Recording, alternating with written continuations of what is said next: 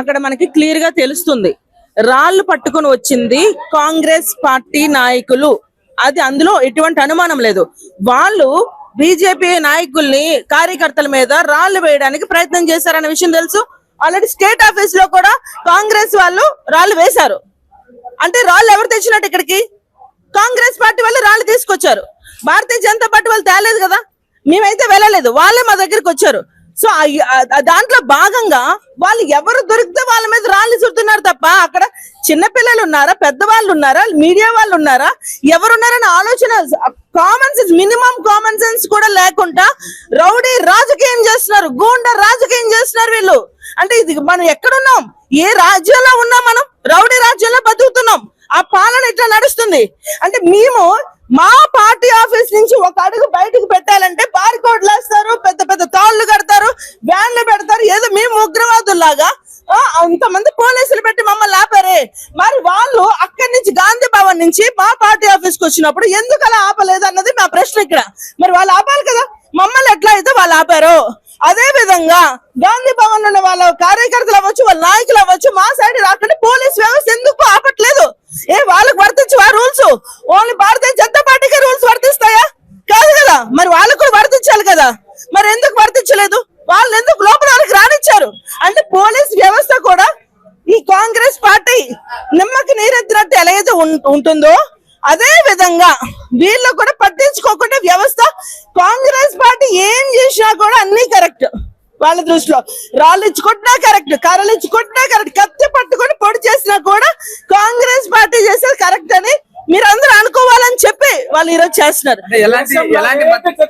దేశవ్యాప్తంగా అటు నీటి విద్యార్థులందరూ ధర్మేంద్ర ప్రధాన్ కేంద్ర విద్యాశాఖ రాజీనామా చేయాలని చెప్పేసి ప్రొటెస్ట్ చేస్తాను. దాన్ని దారి మళ్లించేందుకు కాంగ్రెస్ బీజేపీ రెండు నాటకం అని చెప్పి విద్యార్థులు కర్రల సాంప్రదాయాన్ని బీజేపీ ప్రేరేపిస్తున్నది పెద్ద ఎత్తున వాదన వస్తుంది. దానికి మరి రాళ్ల సాంప్రదాయాన్ని వాళ్ళు ప్రేరేపిస్తున్నప్పుడు అంటే మేము అప్పట్లాగే గాంధీ ఒక చెంప మీద కొడితే ఇంకా చెంప చూపించమంటారా? చెప్పండి. అలా చూపించా ఇప్పటికీ కూడా ఈ కాలంలో కూడా నువ్వు కొడితే కొట్టు, ఇంకొక చెంప చూపిస్తాను మనం అడగలేం కదా. ఇప్పుడు అక్కడ ఏదైతే ఇప్పుడు జరిగిందో ఢిల్లీలో జితేంద్ర సింగ్ గారిని రిజైన్ చేయమని అడిగారు. దేనికి అడగాలి? నీటికి అదే ధర్మేంద్ర సింగ్ గారిని ప్రధాని రాజీనామా చేయమని అడిగారు. దేనికి అడగాలి? ఇప్పుడు చర్చలకి, నీటికి సంబంధించిన, విద్యార్థులకు సంబంధించిన చర్చలకి మేము సిద్ధంగా ఉన్నాము అన్న విషయం మేము చెప్పాక కూడా దేనికి వీళ్ళు మోడీ గారి ఇంటి, మన ప్రధాని మోడీ గారి ఇంటి ముందుకి రాహుల్ గాంధీ వెళ్ళి ఎందుకు ధర్నా చేయాల్సిన అవసరం ఎందుకు వచ్చింది? అంటే మేము ఒప్పుకోలేదా చర్చలకి? ఒప్పుకున్నాం కదా. ఆయన కూడా మా ఆపోజిషన్ లో ఉన్నప్పుడు, మా ఆపోజిషన్ లీడర్ అయినప్పుడు ఆయనకు ఆ హోదా ఇచ్చినప్పుడు మాట్లాడొచ్చు కదా, చర్చలు కొనసాగించవచ్చు కదా. అంటే మేము చర్చలకు రావేమో అనుకొని ఒక మాట మాట్లాడారు. ఇప్పుడు చర్చలకు మేము అంగీకారం తెలియజేసిన తర్వాత ఈ రోజు వాళ్ళు మాట్లాడేదంటే పాకిస్తాన్ వాళ్ళు అడిగే డిమాండ్స్ మాట్లాడుతున్నారు. అంటే ఇది కేవలం రౌడీ రాజకీయం చేయడానికి, ఏదో ఒక రకంగా భారతీయ జనతా పార్టీని ప్రజల్లో నెగిటివ్ చూపించాలి అని ఒక ఆలోచనతో ఆ రోజు రాహుల్ గాంధీ చేసే పని అనేది మనకు ప్రతి ఒక్కరికి క్లియర్ గా, మీకు అర్థమవుతుందో లేదో కానీ మాకైతే చాలా క్లియర్ గా అర్థమవుతుంది. ప్రవీణ్ ఖచ్చితంగా